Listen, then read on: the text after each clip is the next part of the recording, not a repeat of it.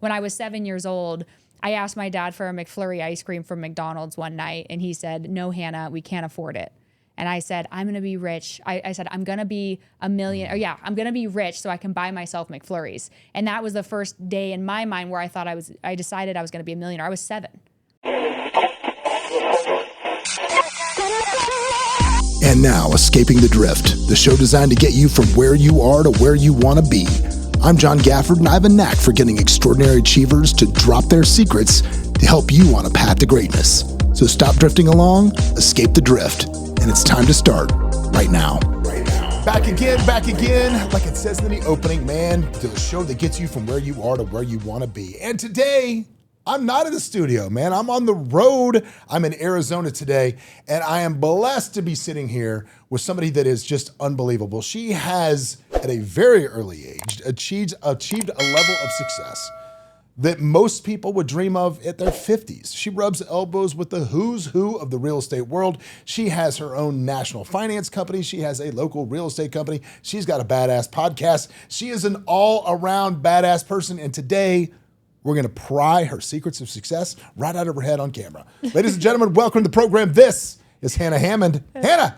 Thank you so much for having me you? on the show. I'm amazing. I know. How are you? Was that I see now you're fired up again, right? I was just thinking as you did that, I'm like, damn, he's really good. I was like, who's he talking about? No, I'm talking about you. I'm talking about you. So, dude, so glad to be here with you. I have been watching you online, and I see you like, certain things when you scroll through the gram start to catch your attention, right? Mm-hmm, right. And like, I'm like, oh, that's a cool, she posed with a picture of Robert Kiyosaki. And then I'm like, I think she's on a plane with Robert Kiyosaki. I'm like, this person is friends with Robert Kiyosaki. So I want to start right there. Tell me about the relationship you have with him. That's amazing. It's so crazy. It's a testament to truly being able to create whatever you could possibly imagine and dream of in this world. Because when I read his book at 13 years old as a depressed, terrified, insecure, miserable child that felt so lost and afraid and alone, and I read his book, and that was the first lifeline of hope for me that, oh my gosh, I can actually have freedom. I can have happiness. I can have wealth. I can have these things in my world. I never thought, a couple decades later, well, not a couple decades later, but over a decade later, that he would be brought into my life and we would become great friends. He's now a personal mentor of mine. I go speak with him, and he's encouraged me to write my first book, and he's writing my foreword. And so it's just really cool that it came full circle. And I think, I had to grow. I had to step into the person that I really wanted to be, a very high values person, a very grounded and aligned person, a very connected person, which is the opposite of everything that I was for many, many years. And once I started to live and flow and I started to show up my best self, then these types of people started attracting into my life and showing up into my life. And so how I actually met him in person, I didn't even know he lived in Arizona. And I joined this mastermind called Genius Network. Oh yeah, Joe Polish. Yep, Joe Polish. Great. And Joe has known Robert, been friends with Robert for almost 30 years. They've known each other for a long time. And he introduced me because he saw one of my videos. I was teaching the Rich Dad principles on one of my social media posts. And he's like, cool oh, is you that? love Robert. Yeah. Yeah. And then, Robert loved me right away. We hit it off. He's also Aries, two days apart on our birthdays.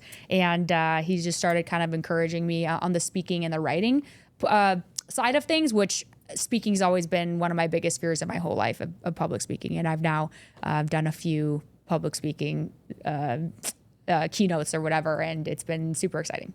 Yeah, I got to tell you, because you're a leader of people as well. Somebody asked me the other day, they said, how did you become a speaker? And I was like, I've always been a speaker, just the crowds get bigger, right? Because if you are somebody that's coaching people or leading a team, you got to stand in front of them and talk a lot. And if you just kind of take that same feeling and thought process and just forget how big the stage is or how many people that there are, I think it'll help. I mean, granted, the first time I walked out on like the Clever Investor stage and there was like, I don't know how many people like Cody had there. It was like 3,000. I was like, okay, this is a lot of people.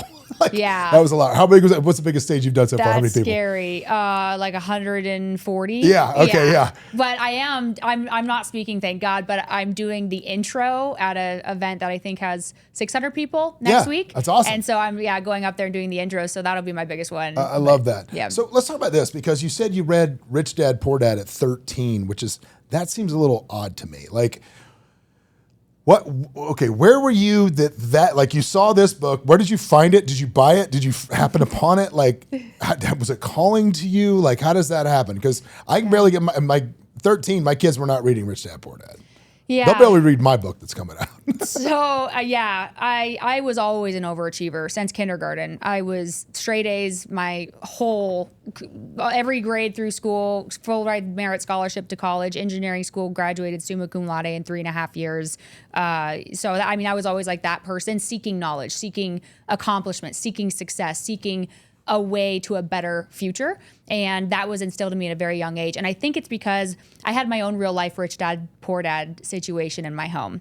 When I was 4 years old, I met a friend who was my rich dad family. And she had horses. I fell in love with horses. She had, her parents were awesome. They had a great, what seemed like a great relationship and a great family as I spent a lot of time with her. And it was just always so fun and calm and peaceful. And they had a beautiful home. And it was just so much fun. They would take me up north to go ride the horses all like in the summer. And I was like, I want that. And then I would go home and, my dad's never around and he makes minimum wage working at a pawn shop. And my mom is just trying so hard to just survive and cope and take care of the kids and take care of the house. And my dad was a very just absent person. And she was kind of the man of the household. And my oldest brother struggled severely with rage and addiction and was just, tormenting me and tormenting my brother and tormenting everybody at school and a very challenging child to raise. And I was miserable. I was freaking out. I was lost. I was afraid. I was angry at my parents because I couldn't have the things that my rich dad family had. And so I had so much resentment. I was like, how do I get there? Because nobody's going to take care of me here. So I need to figure out how to get myself there. And so I just over accomplishment. It was like the one thing I could control was I could be the best in school. And I felt so ugly. Was that your identity? Yeah. Oh yeah. Whole identity. Because I felt so ugly because my brother would, abuse me, make fun of me for being fat or call me ugly or all these things. Right. And then I became too skinny. And then it was like, you're too skinny. You look like shit or whatever. So it was the one place I had control or confidence in my identity, and I didn't have it anywhere else. And so I loved it. I loved that I got seen. It was the place where I felt seen, and I would, my teachers would see me, and my classmates would see me, and I just felt successful in that. But I wanted to be rich, and I knew that from a young age. And when I was 7 years old, I asked my dad for a McFlurry ice cream from McDonald's one night, and he said, "No, Hannah, we can't afford it." And I said, I'm going to be rich. I said, I'm going to be I'm going to be rich so I can buy myself McFlurries. And that was the first day in my mind where I decided I was going to be a millionaire. I was seven. So by 13, I've been on that path for a long time. Like when I was 7, 8 years old, I was trying to figure out how to create products. Like I filled balloons with flour to make like those stress balls. Yeah. And I would try to sell those stress balls. I started babysitting really young. I wanted to ride horses, but didn't have a lot of money, right? Horses are very expensive. And my sweet, dear, amazing mom literally worked at the stable and mucked stalls to pay for food for my slaughterhouse rescue horse that she let me get. So she loved me so much, and she showed up and stepped in, and that was something that my father, he didn't do. And they were doing the best they could. Like they had traumatic childhoods, and they were both abandoned by a or both parents, and had all of these things. And it's a different generation. Like they didn't have the resources like we have to have the awareness and have the tools and be able to grow. Like they were just trying to survive. And so I love them very much. But it was a challenging environment, and I knew that I had to be self-reliant, and I couldn't rely on anybody else to get out of that situation and create the life that I knew that I wanted. Yeah, it's funny. Even at 8 years old, you knew that. In some of it's environment, some of it's innate. I'll tell you a funny story about my daughter. My kids have always owned the vending machines at my companies. They've been their business since they were little kids, and teaching them accounting and marketing and all of that stuff. And the maids were coming to our house, and my wife didn't have any cash on her to tip them, and all I had was a $100 bill on me. And Roma had like just thousands of dollars on $1 bills in her room at 8 years old. Wow. I'm like, Roma, go get daddy change for 100. She's like, no, because she liked her fat stacks. We were watching a lot of Breaking Bad back then. She's like, I like my fat stacks. And I'm like, no, dude, 100's the same. And so she's like, begrudgingly goes upstairs, comes down, hands me like 5s and 10s and 1s. And I count it. And I go, Roma, this is $96. She goes, I know. I went, I give you 100. She goes, service charge. I went, what? She goes, would you rather go to the store? I was like, no, I would not. So yes, my daughter at 8 years old was charging me juice. So I think there's something, I think there's something innate there. I think nature versus nurture as well. But I think there's something innate even at that young age that you probably were definitely destined for bigger and better things. Yeah, even if I was born into a rich family, I would have still does me. But so where did you find the book? Did you seek it out? I seeked it out. I would research how to get rich, how to build wealth, and how to become a millionaire, and it was Rich Dad Poor Dad popped up, and then I read that book, and I'm like, done, click. I'm going to be an entrepreneur. I'm going to be a real estate investor. I'm going to acquire assets, not liabilities. I'm going to live really below my means for as long as I can and use every dollar of income I make to buy assets. And then once I have disposable income, then I'll use that disposable income to start to buy nicer things. That one extra step that most people don't make. Yeah. Let your assets pay for your stuff. Exactly. And so that was my rule. I just followed Rich Dad principles. And Robert is such a genius at breaking down, what could seem like very complex topics into very simple principles that are so easy to understand. And for a 13-year-old. Yeah, I know. And so that was pretty much all I needed. And then I read Atlas Shrugged when I was 15 or 14. It's like 1,300 page book or 1,200 page book. And that was my favorite book ever. Also one of my favorite books ever of just like full extreme ownership, self-responsibility. And when you show up the best for yourself, people, the norm, society, they'll be like, oh, that's selfish. You need to live for other people. But really, if we're only living for people and we're abandoning ourselves, we're not doing them any good because we can't show up for them in our best way. And so if we take care of ourselves first and we create something beautiful out of our own life, then we can show up better for other people and we can share that love for other people. And so that's like a lot of my wealth goals. It's all for other people. Yeah. Like it's for me. I love it. I'm on a mission. I want to help change the world and make a positive impact on the universe. But the whole mission behind the wealth is the more wealth I can create, the more I can continue to help other people. And the more passive income I could create, the more that can continue to help people even when I'm long gone. Well, there's a reason that, they say on an airplane to put the mask over your face before you assist others. There's a reason for that. Exactly. You talk about personal development of yourself. And we've talked about you being a member of boardroom, you're a member of Joe's thing. How much would you have, if you had to put a number on it, what do you think you spend on personal development a year? Books included, everything. If you had to put a number on it. 300,000-400,000. Yep, that much? Yeah.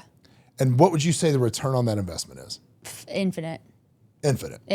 Yeah. It's everything to me. It's what I love. It's, one of my values is continuous growth. And so when I get to be around people who are always hungry to grow, it is so inspiring to me. And we get to learn. I always get to learn new things every day. And then I get to teach it, like doing podcasts. I get to share the ideas. And in my company, I get to share these ideas that I bring back from these masterminds and these conversations. And I have these epiphany moments and I get to build relationships. Like I love relationships with amazing people because I was so isolated for so long. I was so alone for so long. I was just in my own head, in my own world. I was too insecure to show up or to build relationships. And I was just like, I just got to grind and figure this out. And now that I've healed and I really do love who I am and I'm very connected to who I am, now I realize how much I love people so much. And so the relationships and building those relationships and figuring out what I can do to add value to other people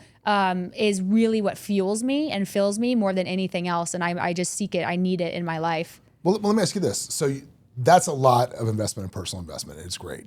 Yeah. The first check you wrote, were you in a place to write that check? The first investment you made in that? Was it scary? Talk about it. Because a lot of people listening to this are like, yeah, that's great. Oh man, I'd love to spend that money if I had it. Yeah. But what they don't realize is in most cases, the first investment you make in a mentor, mastermind group, coach group, whatever it is, most people can't afford to write that check when they write the first one. Yeah. So tell me about your story writing the first one. One of my biggest regrets is not doing it sooner, although I still did it That's young, that's always everybody's regret. But investing in yourself is so important, and investing in your network and always being around people that are doing more than you, not just in money, but in health, relationships, spirituality, fitness, business, all the things that you aspire for. And that's important to you, right? And so I was such a scarcity-based, fear-based mindset.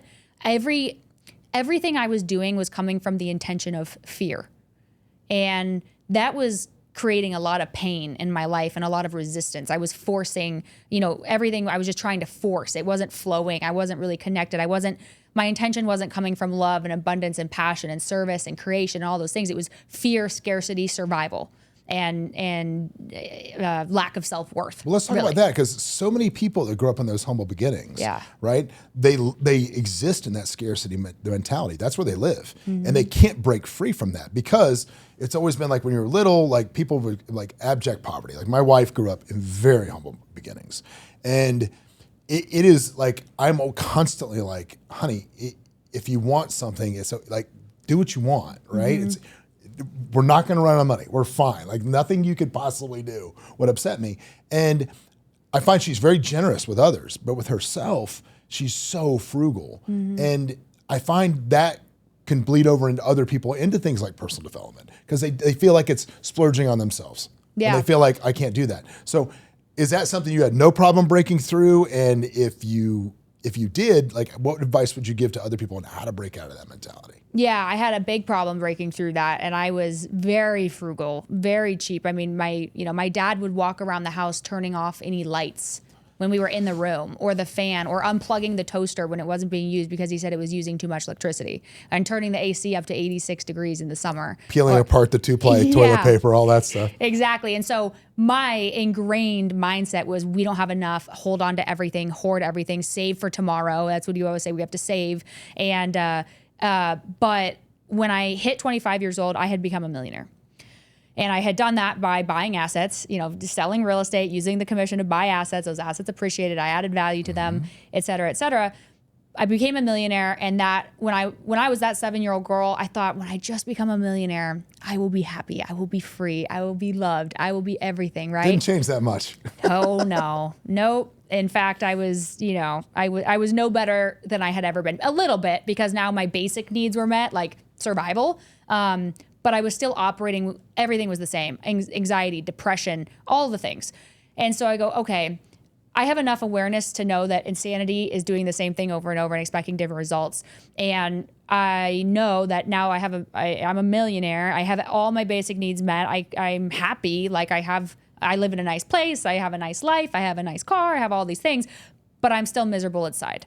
So what do I do to fix that? And somebody that I knew that I looked up to, he's a real estate developer. He's like, you have to work with this coach named William Poet. You just trust me, just work with them. And because I trusted him, I was like, okay, I'm going to do it. And I think it was like $10,000. Yeah. Which seemed like everything at that time. Yeah. I'm like $10,000. And it was 8 sessions. Right. Yeah. So it was like, oh my God. That's $1,200. You're doing the math real quick. But there was a training content, I'm sure. you log in and stuff, but then you sure. would meet for once a week for 8 weeks or something. I think that was it. It was a while ago. And so, but I trusted this guy. I wanted help. I knew I was stuck, and I met with this coach, and that coach changed everything for me. Like what he taught me, I implemented. And because I paid so much for it, I paid attention. Man, isn't that always how it is? Yeah, because people don't pay attention to anything that's free, and you have to pay for transformational things in your life. You could have the same education on a podcast. Most people will listen to the show while they're in their shower, whatever. They're not going to actually implement it. But if someone came in here and they were paying $10,000 to watch the podcast, you bet your ass. Oh, yeah. They would be writing down every single thing, and they would go home and they would probably implement those things in their life, and they would actually be able to transform. And so I believe you have to pay. And the higher you pay, the more you will transform, because Sure. you're invested in that. You know, it was funny, not to stop your thought, but I have a story in my book where I talk about I had 2 agents that had a team that wanted me to coach them. And that's cool. And it was going great for about 3 weeks, and they were good agents and had a big team. And the 4th week comes around, and I get a text, hey, something came up, can we reschedule? And I was like, sure, no problem. Next week, hey, something came up with the other one, can we reschedule again? At this point, I sent him a text message. And I said, hey, quick question. If you had a meeting today with Tony Robbins, would you move it? They said, no, probably no. Mm-hmm. And I said, then you don't value the information I'm giving you the same way he would. So this just became a waste of time for both of us. Right. And it was just like, yeah, I could feel their eyes like, whoa. And no, I was not trying to compare myself to Tony Robbins. But the point was, you're 100% right. You're going to execute at the level that you value the information. And most of the time, the only way to generate value with people is to hit them in the pocket. Right. So so I love this. So keep going. Yeah. So you could have two people on social media say the exact same thing, and one of them everyone's like, "This is amazing," and the other one they just scroll right through because they don't. It's all about the status of the person and how they see that person, right?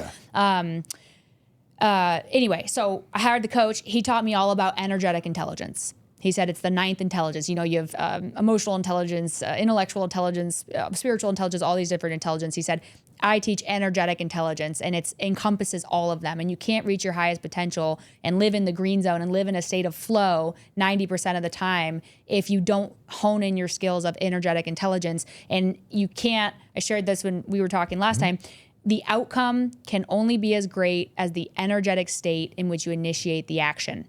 And so he goes, if you're initiating anything in your life from a poor energetic state, which he calls the yellow and the red zone, fear, greed, boredom, anxiety, rage, anger, stress, overwhelm, you're going to get that quality of outcome, not very good outcome. And so the focus should be fully on learning how to keep yourself in flow in a green energetic state, creation, love, passion, excitement, joy, time flies, that state. Because if you can't master that, nothing else is ever going to work out good for you. No. And so I took that to heart, and he taught me these tools of doing energy audits to check in with myself throughout the day. How do I feel right now? Who am I with? Where am I at? What am I doing? And is this fueling me or draining me? And then I started to remove the things in my life, the clients, the people, the fiance I was engaged to, the environment, like everything in my life that was not aligned with the energetic state that I wanted to be in. And I started to lean more into the things that made me feel good. The morning walks, the exercising, going to the gym and hired a personal trainer, the clients that lifted me up, the team members that lifted me up. I had the real estate brokerage, started letting go of people that weren't aligned, that dragged me down. Like, this isn't a fit. You can move on now. And so, and that compounded more and more growth and more green zone. And it allowed me to be able to be aware of my energetic state. And then he taught me the tool of how to reset my energetic state. So now that I had the awareness, I could tell immediately when something was pulling me out of the green zone. And because I know if I'm not in the green zone, I'm not going to get good results. I'm like, I need to get back to the green zone right away. And so he taught me to focus on the tools of how to quickly reset your state and get back to the green zone. Because otherwise, if you just slip into that space, you just go down that rabbit hole. And the most successful people are able to keep themselves in the green zone the most amount of time, regardless of the storms and the fires that are going on around them. They're able to handle that kind of pressure and not let it take them out of their state of flow, because they know they're not going to get good results anyway. And that's where, if you're in a bad state and you have an argument with your wife or your business partner or your employee, does that ever lead to a good outcome? No. You have I mean, in marriage, an argument can occasionally lead to makeup sex, which is not bad. So we'll go. I don't know if that counts, but so maybe there's some usefulness. No, I'm kidding. No, no, there's no use. Right. Usually, you can't take back what you do or say from a stressed or angry state. You can't, and you can make some pretty, life impacting events. Kent Clothier talks about that when his company got bought, and he went and he's like, I quit, screw you guys or whatever. He's like, whoops, can't take that back. And so if you have the awareness of, I'm not in a good state, let me reset and then have the conversation so I can be clear and have those difficult conversations from a calm, balanced state, then you're going to have much better outcomes. And so that became the priority. And so just the little things, like when I feel myself slipping out, what are the little things that can get me back there? Sometimes it's just calling my friend that always makes me smile or laugh, like, hey, just quick voice note. I just want to say hi, and they lift you up. Or maybe it's eating some food. Sometimes you work all day and you're starving, you don't even know it, or hydrating, or getting some sunshine, these little things that are not big deals that you can reset. Now, when certain events happen in your life that are really big deals, you probably need a little bit more time to reset, right? But it's just that awareness and prioritizing your energy over other things, because you're only going to be able to have great outcomes if you have great energy sustained through your life. No, I agree. I want to talk about your college a little bit, because when I saw that you went through engineering, it seemed like, why did you pick engineering? I went to the counselor and I said, what's the degree that will pay me the most amount of money in the least amount of time? And she said engineering. I said, that's what I'll do. So was it civil, mechanical? What'd you get? I started in computer engineering, Okay. and then I switched to industrial and environmental. Okay. And then I went to work for CAT, the big mining and construction company, and was an industrial engineer for them. So removing all the inefficiencies out of their processes in all of their departments and making them more profitable by eliminating waste. And going out to mine sites and process mapping all their departments. So it was really cool. I got to be in a $1 billion organization and see organizationally how a company of that size was ran, because I always wanted to either run one or build one. And I remember getting my first paycheck, and half of it was there because of taxes and insurance and this and that. And I cried at my desk, and I was like, what is this? How am I supposed to become wealthy and free? And then it's like, you get a 3% or 4% increase every year, and inflation's that amount. So you're not really making much. And I was making more selling real estate on the side than I was there working 60 hours a week. And it was an amazing company. And I loved the company, and I loved the people, and I loved what I did. But ultimately, I decided to go the entrepreneurial route. I couldn't take it out of me. What's your thoughts on college? Because this is where I differ. I want to hear your opinions on the value of college. I'm glad I went. I would have been a lot farther if I could have started in real estate earlier and had more of that head start. Mm-hmm. But I'm glad I went because I didn't want any regrets.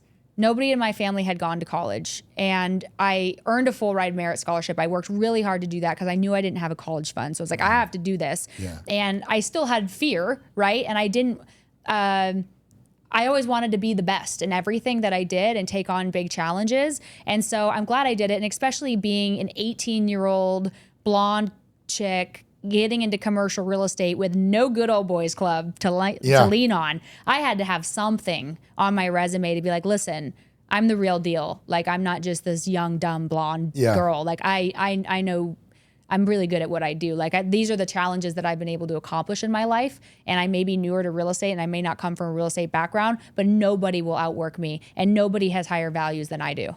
Let me ask you this, because that's funny. You just brought it up. So do you find yourself, obviously you get prejudged. Yeah. How do you deal with that? Does it affect you? And how do you balance that? Because here's the thing. It's like women have this unfair thing in entrepreneurship and business in the world still. And I get it. And I can say this, our company is primarily run by women. We have women everywhere in our company in leadership. So I love that. Mm-hmm. How do you get over A, how do you get over the being prejudged? And then B, how do you deal with the thing where it's like, if a man is assertive, he's assertive. If a woman in business is assertive, she's bitchy. Mm-hmm. How do you deal with that?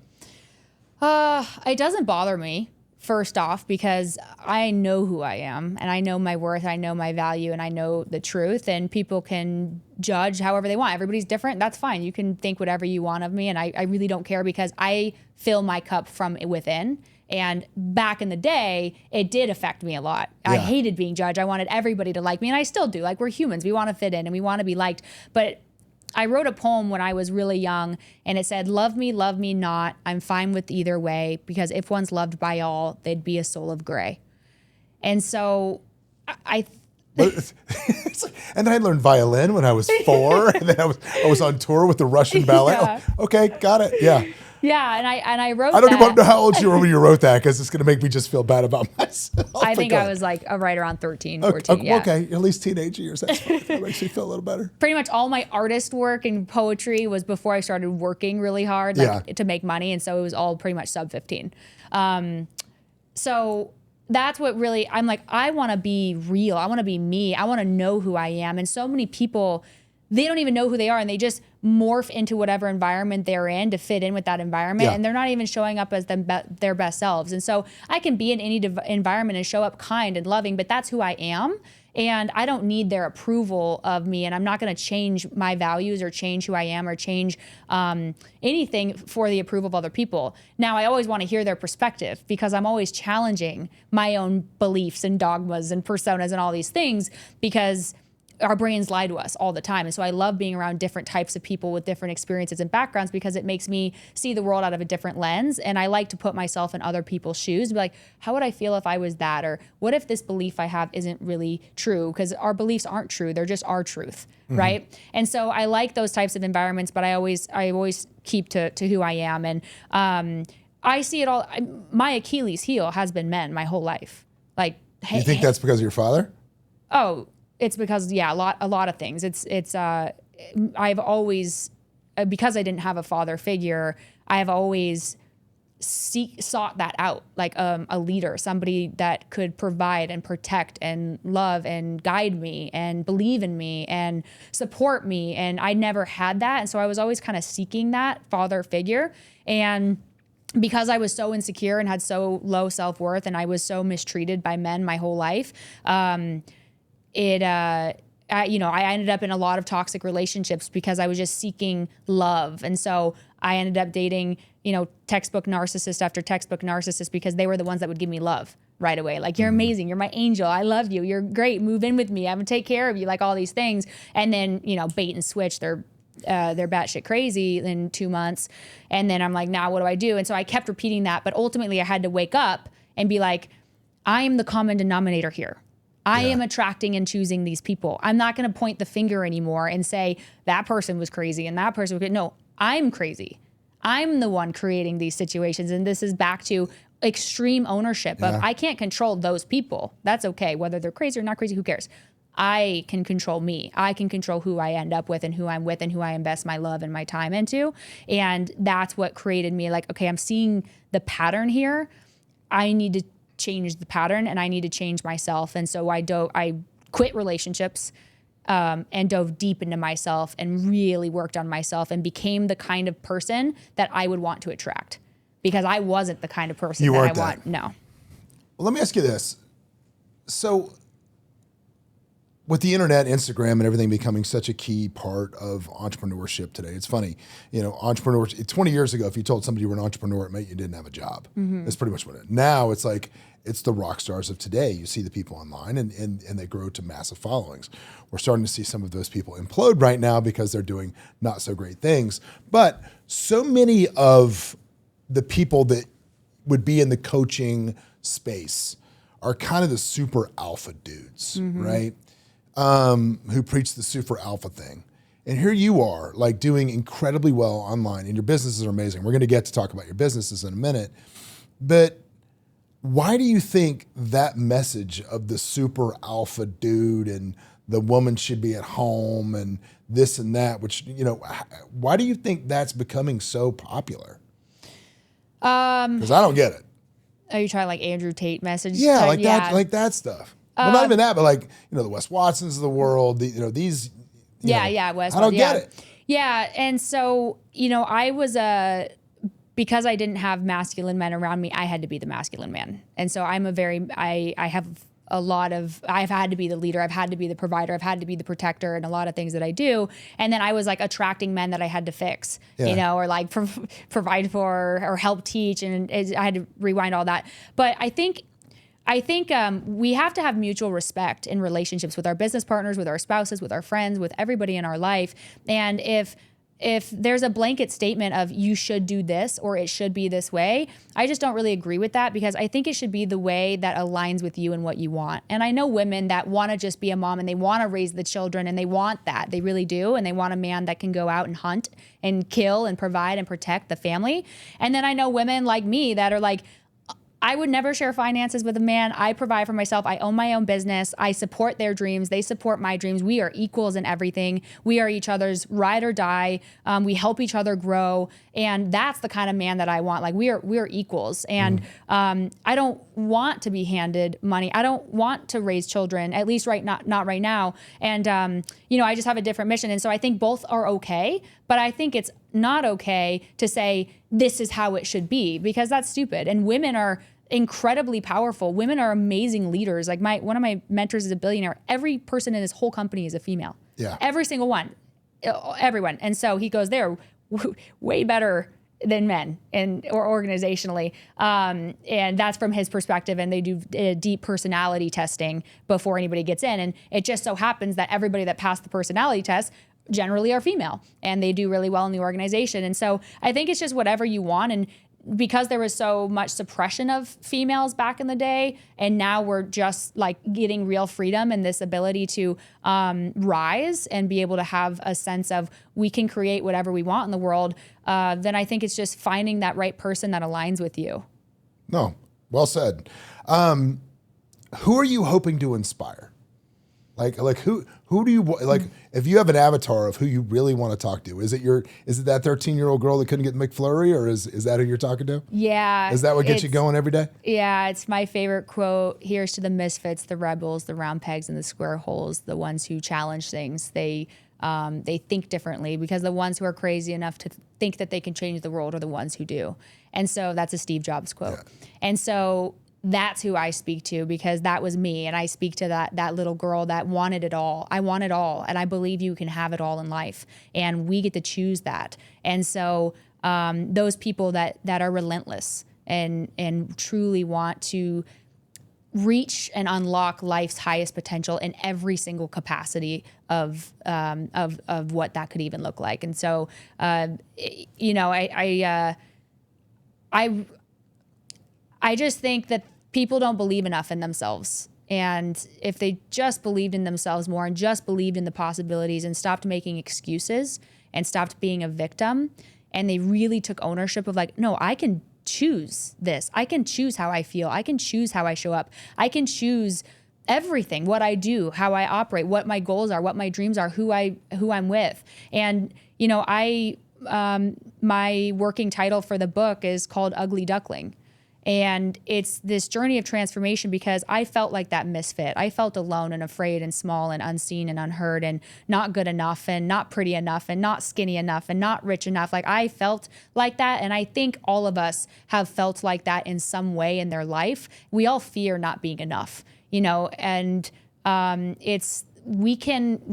are enough and we can be enough, but we have to heal a lot of like those we all have inner wounds inside, or these insecurities or these things that have happened to us in our life that hold us back and make us not believe in ourselves, or we overcompensate for our insecurity by having to show everybody that we're this big, powerful, capable person, but it's not coming from the right intention. And deep it down, you can, like, I can see it, I see these types of guys online. I'm like, you're such a broken man, like soul. Like, I feel so sorry for them. Yeah. Like, it's sad to me, and so, but I don't know.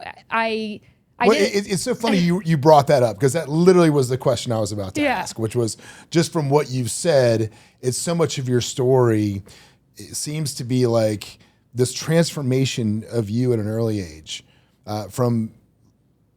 from having a self-perception that was crafted by others, of what people told you, of who you were, of being told all of those things that you just said so eloquently, to changing into your own self-perception of what you chose to see in the mirror.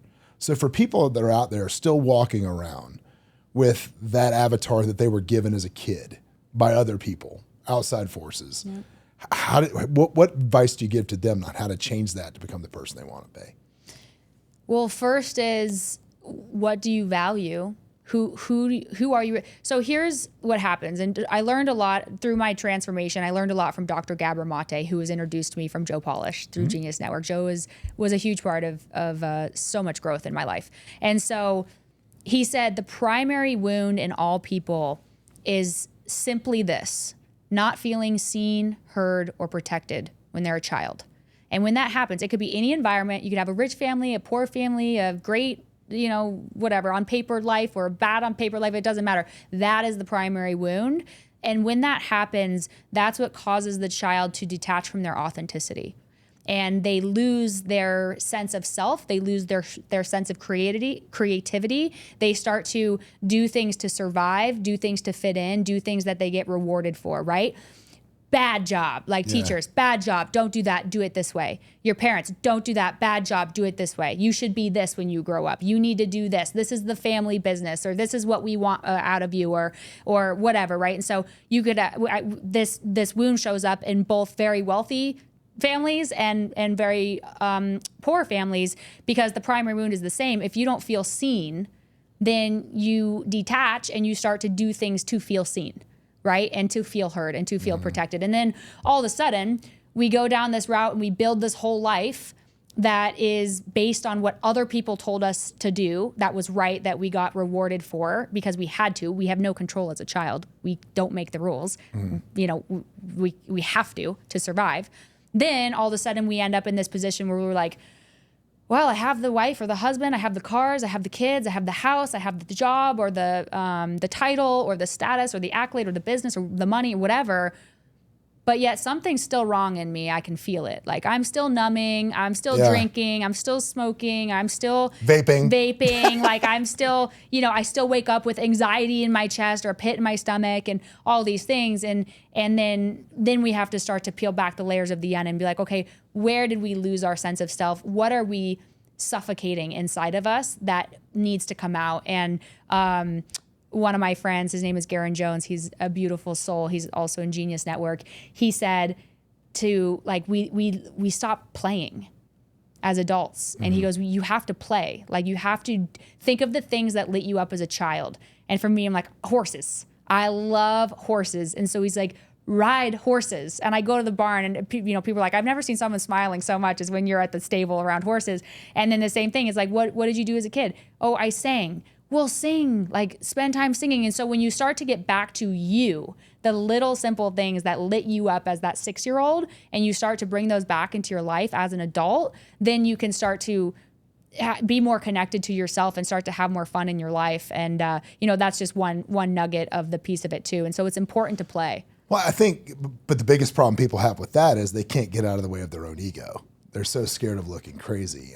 Your personal experience with me, you know, I wanted to start surfing again. So at, 50 years old, we bought a house at the beach and there's a break right in front of my house in Newport. And and I'm out there drowning on a giant foamy every other day. And the first day I was out there and, there's people that are like all around me and doing whatever. And I was so embarrassed and I almost quit at the first day. And I was like, dude, you're 50 years old. Like, who cares? Yeah. Like, just go have fun. And ever since then, I'm out there doing that, and I don't do that. But I think so many people can't get out of the way of their own ego. Yeah. So how do you recommend people do that? What advice would you give people? If you're not growing, you're dying. And so and I think this is a competitive advantage of women is they don't have that same ego as men do generally. I want to learn. And I think that was also an edge for me too, because I'm so curious. That's a value of mine, curiosity and learning. And I always want to learn. So I would go find successful people that I looked up to and I would ask them questions, as many questions as I could, which is why I have a podcast, right? Yeah, I want to keep learning. And I want to teach people. That's another value of mine. So the podcast hits 2 birds with 1 stone. But because I was underestimated, they told me everything. Mm-hmm. Every secret, every trade secret, everything that was working, everything that wasn't working. And so they're like, oh, you're just a dumb little girl, like, you know, whatever. But I'm a sponge. Like, you tell me something, that is in my brain. I have a photographic memory, and I have a high retention rate of information. I can consume knowledge very fast, and it's locked and loaded, and I can go implement it like immediately. And so that was something that I always just kind of stayed curious and wanted to learn. And I think ego will destroy you.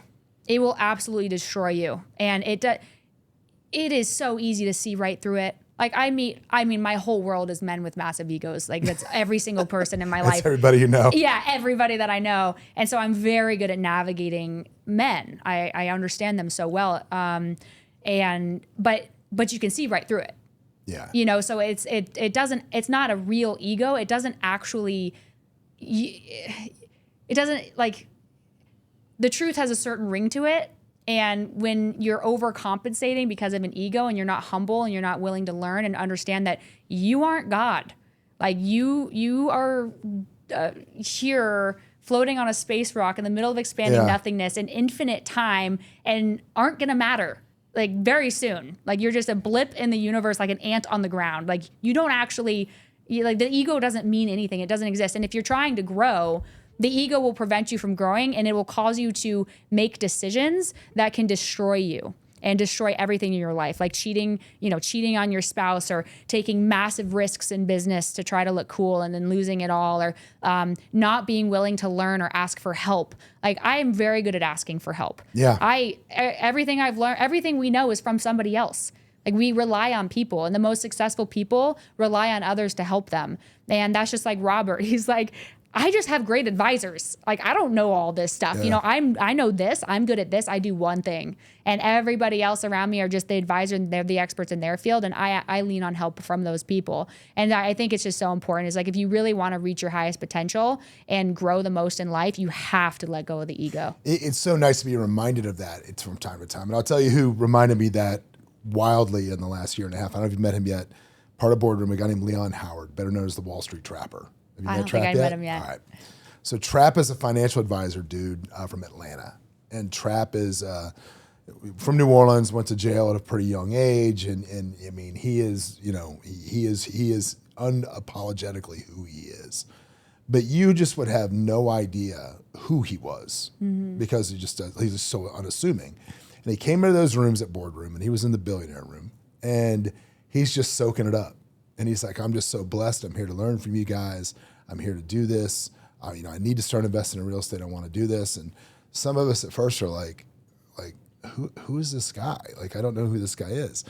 And I grabbed him at the break, and I'm like, so man, tell me about you. I want to know about you. Like, why are you here? And he was like, man, he goes, I paid like $3 million in taxes last year. And I was like, I'm sorry, what? Because he's just unassuming dude, right? Yeah.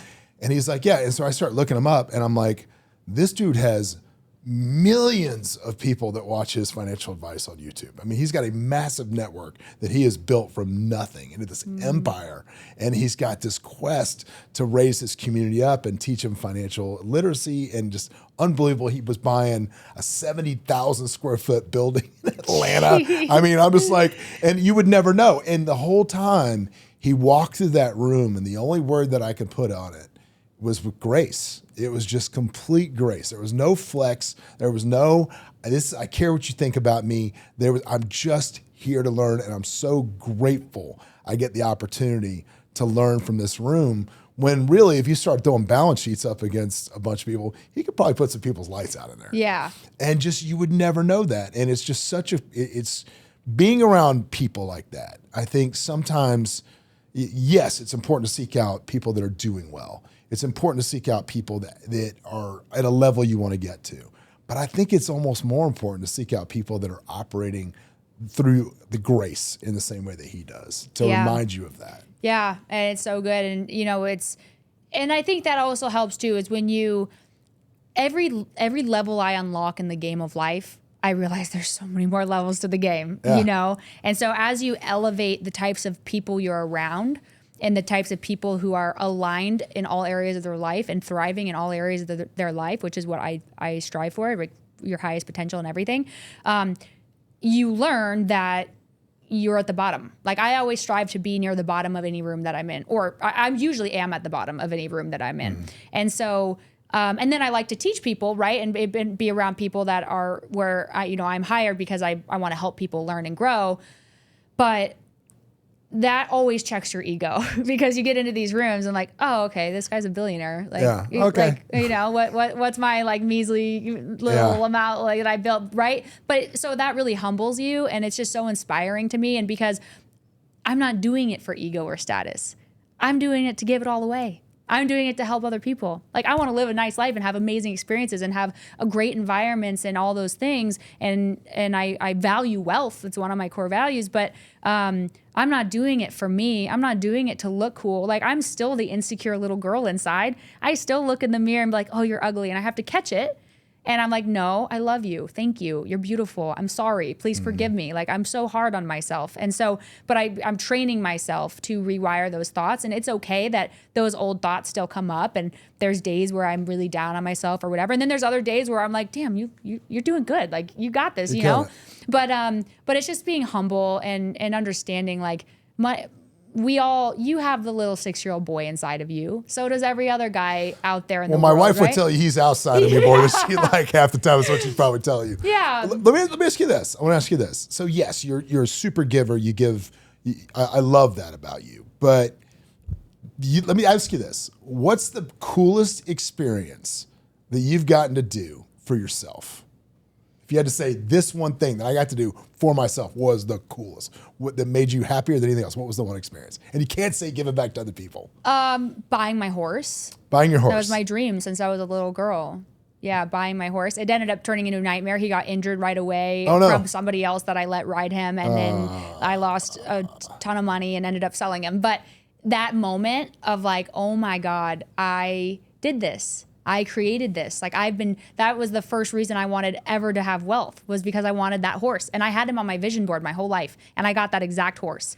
And I wanted to import him from Europe, and I wanted to have a show jumper, and all those things. So that moment was really beautiful. And then also when I, chose to step out of a relationship that I was in, and I was always in relationships. Like I was never single a day. It was back to back to back to back. Like as soon as I was single and somebody got a sniff of it, Yeah, if you're listening to this and you're not watching it, go watch it. You'll figure it out pretty quick, boys. Figure it out pretty quick. So I was and because I was codependent and because I was insecure and because I didn't feel worthy, I needed that validation and that codependency. And so I would jump right into another relationship. And so when I finally got out of relationships, I said, no, I'm not going to do that anymore. I need to work on me. Clearly, I have some issues that I need to fix because I'm repeating the same pattern and I'm dating the same guy with a different face every time. I always dreamed of having a house in Paradise Valley, Arizona, because that's where my wealthy friends in high school lived. And I was like, I'm going to live here. And when they would drop me off at home, they'd be like, be careful in the ghetto, honey. And I hated that. And we didn't live in the ghetto, but they were just very wealthy. But I left that relationship. I moved into my house in Paradise Valley. It's not like my dream house, but it's beautiful. And I love it so much. And it's great energy and so bright and light and modern and beautiful and water features and plants, and it's gorgeous. And it's right by Camelback Mountain. And I moved into that house like all on my own, walked up to the mountain, climbed the mountain, and I was the only one up on the mountain. I just felt the wind coming up on me, and I'm looking out over, and I just started crying. And I was like, you made it. Did it. You made it. Yeah. And I was 20, I think that moment I was 26, and I was just like, this is, and I have my G-Wagon, and I have my business, and I have freedom, and I have assets, and I have passive income, and I have time freedom, financial freedom. And then the next thing I needed was the inner freedom. And that's where I realized like, I'm here. So it was, that was a beautiful moment. And then just the traveling, like some luxury trips, so, the Waldorf last week at the, $1,500 a night is $30 for a cup of coffee. Like it was. Do you have a group of friends that just drag you cool places? Do you have that one friend that says, hey, we need to go here? Do you have that friend? Yeah, my Colombian friend. Okay. I do. So we did Croatia for 2 weeks. That's awesome. We did Greece for a couple weeks, Italy, Sardinia. So those types of experiences, just seeing the world and in a luxurious way, are the things that I like to do for me. Dude, I have a friend. I don't know how he finds this stuff.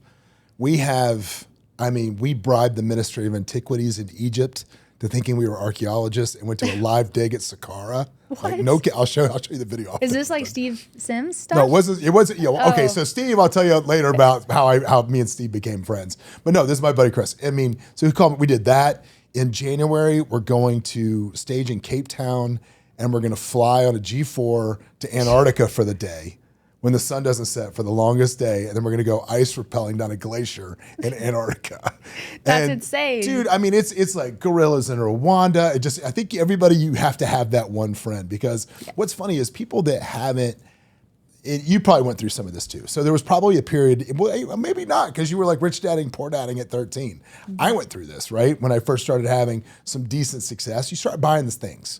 You start buying stuff. You start buying things. And eventually you realize that things are not what you really value. Mm-hmm. And then the experiences that wealth can afford you are way better than the things. And so it's all about the experiences. I don't know if you had that. I had that experience from us. But my question is, I did, yeah. As you level up, right?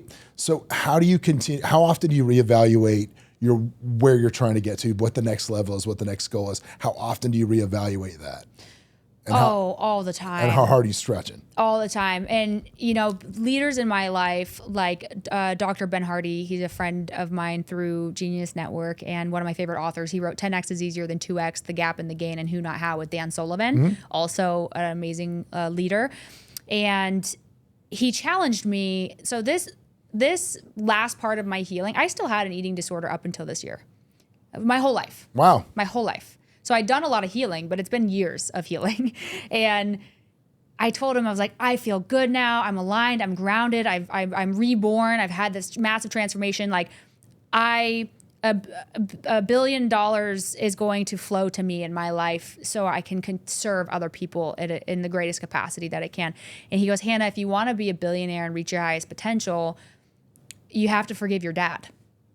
And, it wasn't like the direct response, but he asked me, how's your relationship with your parents? Yeah, I was going to ask that. How's your relationship with your parents and this and that? And I was like, oh, I really healed the relationship with my mom and we're so close now. And, we had a lot of challenges and we worked through all of that and we were very tight. And he's like, how about your dad? And I'm like, I've forgiven him. And he's like, well, when's the last time you talked to him? I was like, 10 years ago. And he's like, but did you? Yeah, but exactly. Did you? I have news for you. Yeah, but did you? Yeah. And I was like, well, he, takes me out of the green zone and I take him, I don't show up he pulls the worst out of me and I show up my worst around him and I don't treat him kindly and he doesn't make me feel good. So I just don't see the point, but I've made peace with it. He's like, I really think you should take your dad out for dinner if you feel ready. And it sounds like you're ready. And it was a challenge to build $1 billion company, right? And so I was like, ta-da, like I can do this, bring it on. But he goes, Hannah, just know when you call him, he's not going to be different, but you are. And so when I picked up the phone and I called my dad, who lives 2-3 streets over from me, and I hadn't seen him in 10 years. I did. I saw him like at a funeral and my brother's wedding, but I didn't actually like sit with him or hang out with him. And I picked up the phone and my dad, hello, like the same voice. I'm not saved in his phone. He's a flip phone. And he's like, hello. And I heard Ben say, he's not going to be different, but you are. And I just usually when I heard my dad's voice or even thought about him, my body would react. Like my heart would start beating. I'd get anxiety in my chest. I'd get a little angry just by the thought, right? And so I got to the point where the thought of him didn't bother me so much, but still if I was around him or heard his voice, I'd kind of still react a little bit. But this time I didn't. And I was completely at peace. And I was like, I have no expectations to try to change him. I just want to see him. He's just the little boy too that wasn't seen, heard, or protected. And he did the best he could to survive. And I took it personally because I wanted something different out of him, but I no longer need anything from him and I just want to see him and be here for him. And so I told him, I'm sorry. I said, Dad, I want to call you and tell you how sorry I am for all the things that I said to hurt you and for saying how much I hated you growing up and for resenting you my whole life. And I just said, I want to be honest with you. And I've had a big problem with you my whole life. And I haven't shown up well and I've blamed a lot of problems on you. But I realize now that you are the greatest gift I've ever been given. Because he drove you. Yeah. And I said, I want to know you. I don't know you. Like I never got to know him. And so I took him to dinner and talked to him and shared the journey I've been on and this transformation and this healing and this growth and how I wanted to heal that piece of our relationship and that piece of me. And, he started crying and opened up about, I've never seen him show emotion his whole life. And he opened up about, how he was abandoned. His, parents sent him to Arizona and they didn't want to raise him anymore. His dad went through multiple divorces and I think he had an abusive step parent and, his mom was an orphan, raised in an orphanage. Like there was just... They had no clue. No. And he's like, I didn't know how to love you guys. Like, I don't know how to love. And he's like, my mom has never said she's loved me her entire life, not once. And he's just crying. And I'm seeing and then for me, it was even such a bigger breakthrough because now I'm helping my father heal. Yeah. Like nobody's ever seen him. And I was mean to him and my brothers were mean, like everyone was mean to him because he was, you get what you put out, right? And so it was just a beautiful moment. And even though he's exactly the same man and nothing's different there, but I truly was able to release that. And that day, my eating disorder vanished. Wow. Really? Mm-hmm. because the real pain behind it now kind of shaped up and was gone. That's great. Yeah, I had cleared all of the resentment out of me, all of it, because that was the final piece. That was the biggest piece. Wow. Well, dude, good Lord, as happens so often on this podcast, we never get to talk about the thing we were supposed to talk about, which is your incredible business rise, which is amazing. But believe me, I think that you help so many people today. If they want to find you, learn more about you, connect with you, how do they do that? At Hannah B. Hammond is my handle on all my channels. But yeah, Instagram is great. I have the YouTube channel as well, or hannahhammond.com. Perfect. Love that. Yeah.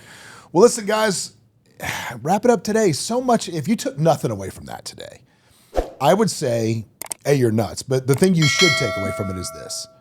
Sometimes the work that you're trying to do outside really needs to start inside. If you want to escape the drift, that's a good place to start. We'll see you next week. What's up, everybody? Thanks for joining us for another episode of Escaping the Drift. Hope you got a bunch out of it, or at least as much as I did out of it. Anyway, if you want to learn more about the show, you can always go over to escapingthedrift.com. You can join our mailing list. But do me a favor, if you wouldn't mind, throw up that 5-star review, give us a share, do something, man. We're here for you. Hopefully you'll be here for us. But anyway, in the meantime, we will see you at the next episode.